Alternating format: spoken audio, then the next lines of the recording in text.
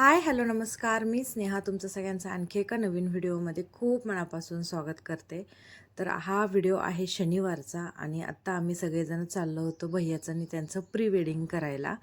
तर मी आणि राणी आष्टीवरून आलो आणि भैया रुईवरून आला. यांनी आम्हाला इथं सोडलं. मध्ये एक रुईचा आणि आष्टीचा एक जॉईंट आहे, चौफुला आहे. तर तिथं त्यांनी सोडलं आम्हाला आणि मग तिथून भैया घेऊन आता आम्ही निघालो आहे. तर आज शनिवार होतं, मला पण दुपारून सुट्टी होती आणि मेन म्हणजे आता लग्न सराई सुरू आहे, तर आज फोटोग्राफरची डेट रिकामी होती. त्यामुळे मग आज जे आहे तर ते ठरवलं. कारण म्हटलं होऊन जाईल परत, कारण दिवस पण आता जवळ येत चालले आहेत. 17-18 दिवसच राहिले होते शनिवारपासून आणि परत एडिटिंग करायला वगैरे पण. मग शनिवार जो आहे तर तो फिक्स केला आणि हा जो फोटोग्राफर आहे हा भैयाचा आणि निखिलचा मित्र आहे. तर ते मी तुम्हाला पुढं सांगते. आणि खूप मस्त त्यांनी प्री वेडिंग केलं. तर मी, राणी, आदिराज, भैया आणि माझा एक चुलत भाऊ आहे किरण. तर एवढे सगळेजण आम्ही चाललो होतो. राजला मी घरीच ठेवला होता, तो झोपला होता. मग त्याला नाही उठवलं आणि ऊन पण खूप आहे बाहेर, त्यामुळं मग मी त्याला आणलाच नाही, त्याला घरीच ठेवला होता. आणि हे प्री वेडिंग कुठं करायचं होतं तर इथून एक अर्ध्या पाऊण तासाच्या अंतरावरती बनपिंपरी म्हणून एक गाव आहे. तर तिथं एक मंदिर आहे छान, तर त्या मंदिरामध्ये हे प्री वेडिंग करायचं होतं. आणि 3:15च्या टायमिंगला तो फोटोग्राफर बोलला होता की आपण सुरू करू, म्हणजे काही फोटोज आधी घेऊ, काही सनसेटच्या टायमिंगला वगैरे घेऊ. मग आम्ही घरून 2च्या आसपास निघालो होतो आणि जायला काय अर्धा पाऊण तास लागतो फक्त. तर मग आता निघालो आहेत आम्ही. ऋतुजान ते पण तिकडनं येत आहेत, तिथंच बनपिंपरीच्या लोकेशनवरतीच. आणि हे मंदिर आहे ते बनपिंपरीचं, हे भैरवनाथाचं मंदिर आहे आणि इथं खूप प्री वेडिंग होतात.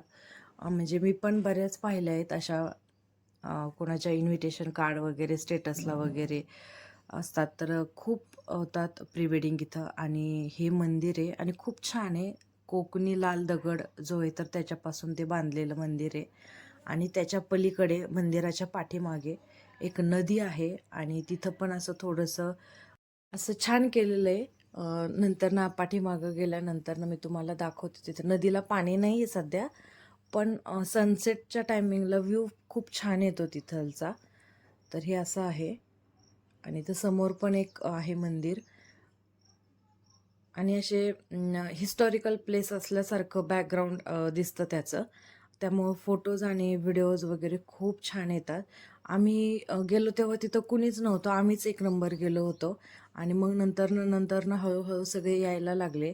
म्हणजे संध्याकाळच्या वेळेला तिथं 6 जोड्या होत्या प्री वेडिंगसाठी आलेल्या संध्याकाळच्या टायमिंगला. आम्ही गेलो तेव्हा कोणीच नव्हतं, कारण सनसेटचा जो व्ह्यू आहे त्यानंतरनं बरेचसे जण काही थीम ठेवतात अशी, की साऊथ इंडियन, महाराष्ट्रीयन वगैरे. तर त्यासाठी हे जे लोकेशन आहे ना ते एकदम परफेक्ट लोकेशन आहे.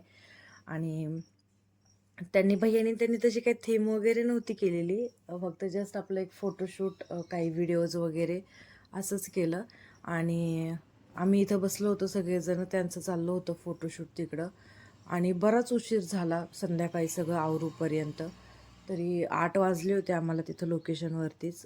तिच्यासोबत पण तिच्या मावशीची मुलगी होती, एक तिचा भाऊ होता, ते पण आलेले होते तिकडून 4-5 जण.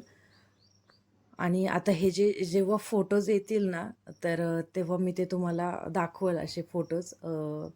आल्यानंतरनं खूप छान फोटोशूट केलं. आणि तो जो फोटोग्राफर आहे ना ते त्यांचा मी इंस्टाग्रामची ID तुम्हाला इथं खाली देते. इमेज फोटो स्टुडिओ म्हणून आहे, इथं कड्याचेच आहेत ते. इंस्टाग्रामवरती त्यांची प्रोफाईल आहे इमेज फोटो स्टुडिओ म्हणून. आणि ते कुठेही लोकेशन असेल तरी त्या लोकेशनला ते येतात फोटोशूटसाठी. आणि त्यांच्याकडे सगळ्या फॅसिलिटीज ज्या आहेत फोटोशूटसाठीच्या त्या सगळ्या अवेलेबल आहेत. आणि मी त्यांचा इथं तुम्हाला ID वगैरे देते. जर कोणी व्हिडिओ पाहून त्यांना कॉन्टॅक्ट करू इच्छित आहे तर नक्की करा, कारण खूप छान फोटोशूट जे आहे तर ते त्यांनी केलेलं आहे. आणि हे बॅक साईडचा हा लुक आहे. इथे आता हे संध्याकाळच्या वेळेला शूट केले मी, इव्हिनिंगच्या टायमिंगला. इथे हे 6 जोड्या आहेत. आणि इथं आता भैयाने त्यांनी सेकंड लुक चेंज केला आहे. आधीचा वेगळा होता, आता हा केला आहे सनसेटच्या टायमिंगला. तर ह्या 2 लुकवरती फोटोशूट केलेलं आहे. आणि ह्याचे जेव्हा रिअल फोटोज किंवा रील्स वगैरे ज्या काही आता त्यांच्याकडून एडिट करून येतील तर तेव्हा तुम्हाला मी इथं दाखवेलच.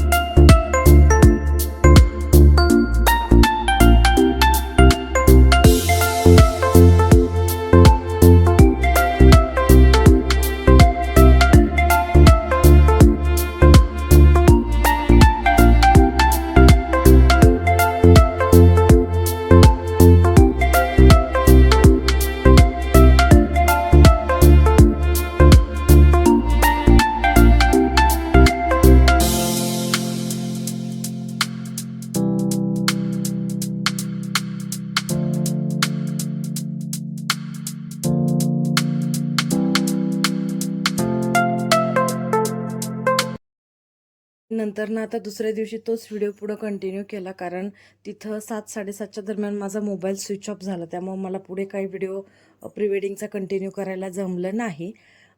साधारण 8 वाजेपर्यंत चाललं फोटोशूट. मग 8 वाजता ऋतुजा ते गेले तिकडे घरी. आम्ही आलो इकडे, जेवण वगैरे केलं येताना, आणि 9:30 पावणे 10च्या आसपास मग भैयाने आम्हाला घरी सोडलं. मोबाईल स्विच ऑफ झाल्यामुळे पुढं तो कंटिन्यू केला नाही, आणि आज रविवारी तोच व्हिडिओ पुढं कंटिन्यू केला. आणि आता 4:30च्या आसपास आम्ही चाललो होतो एका फिजिओथेरपिस्टकडे. आणि तिथं गेल्यानंतरनं भरपूर नंबर होते. आज सुट्टी होती रविवारची, त्यामुळेच ते बोलले की साधारण 2-2.5 तास तरी लागतील. मग म्हटलं एवढा वेळ करणार काय. मग बुक माय शोवरती मी मूवी सर्च केला, तर सीट पण होते, आणि झापूक झुपूक जो आहे तर तो पिक्चर रिलीज झालेला होता. आणि मला हा पिक्चर बघायचा होता. खरंच हा पिक्चर मला फक्त आणि फक्त सूरज चव्हाणमुळे बघायचा होता, की जो की बिग बॉस विनर आहे. फक्त त्याच्यामुळे मला हा पिक्चर बघायचा होता. आणि मग तिथून ठरलं की मूवीला जायचं म्हणून. अचानक ठरलं, असं काही घरून प्लॅन वगैरे केलेला नव्हता.